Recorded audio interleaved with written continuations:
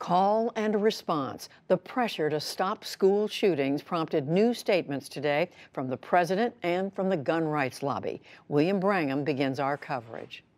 To stop a bad guy with a gun, it takes a good guy with a gun.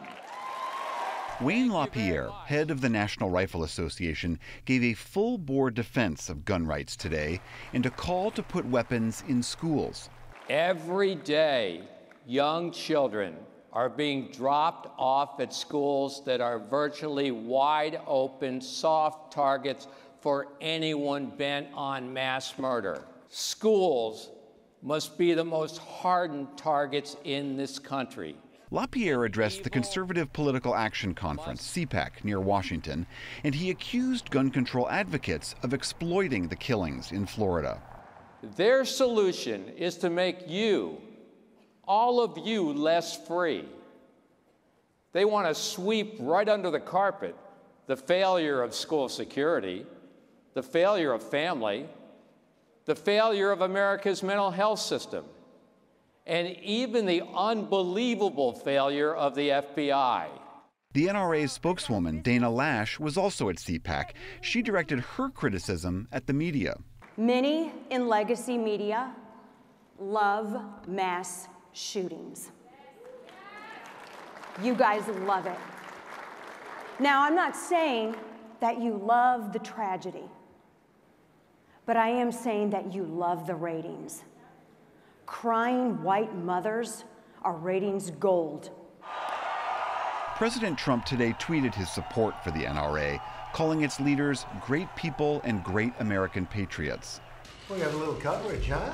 And at a White House listening session with state and local officials, he talked again of arming teachers. A gun-free zone to a killer or somebody that wants to be a killer, that's like going in for the ice cream. The president said it should be teachers with military experience or specialized training. They have the aptitude. I think a concealed permit for having teachers and letting people know that there are people in the building with guns. You won't have, in my opinion, you won't have these shootings because these people are cowards. Mr. Trump went on to lay out other ideas he said he now supports. We're going to do strong background checks. We're going to work on getting the age up to 21 instead of 18. We're getting rid of the bump stocks. And we're going to be focusing very strongly on mental health.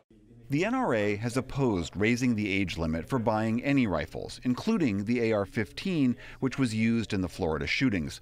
But the president predicted he'll bring them around. I don't think I'll be going up against them. I really think the NRA wants to do what's right. The president has already asked the Justice Department to work on banning those bump stock devices, like the ones used in last year's massacre in Las Vegas. But the Bureau of Alcohol, Tobacco, Firearms, and Explosives said today it is still reviewing whether it can actually regulate bump stocks without congressional approval.